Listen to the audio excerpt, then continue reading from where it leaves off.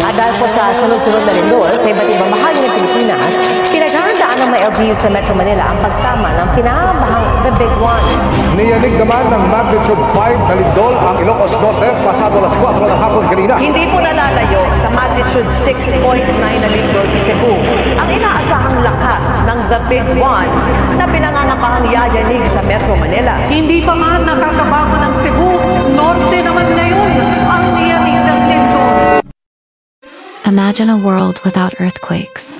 A world where the ground beneath our feet is always stable, always secure. But this isn't that world. Earthquakes are a reality.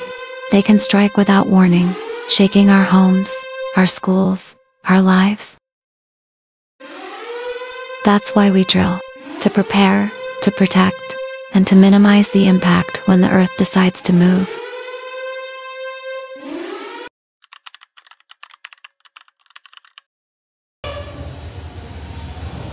Good morning, class. Good morning, Sir Kramer. Everyone, please take your seat. So last meeting, we discussed about natural calamities. So, sino makahatag sa isa sa mga examples sa natural calamities na gin-mention natin or gin-enumerate natin last meeting? This isa po. Earthquake. Some more? Flash flood, okay? Anyone else? Typhoon.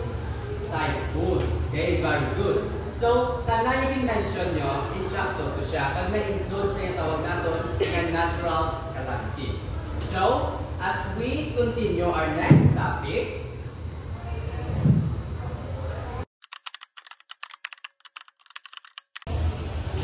Guys, gagaling no ba? Kapag siya gagaling no?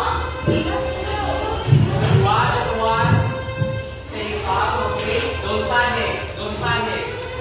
The cover hold up, please.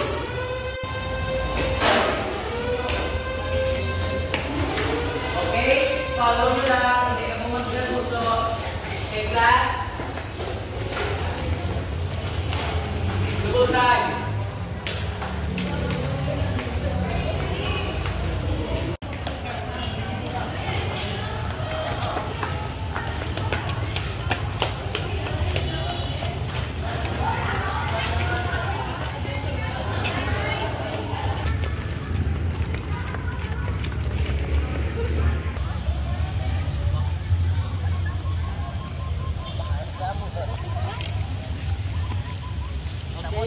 Everyone, stay calm, everyone. Count up the task, starting from Miss Garden.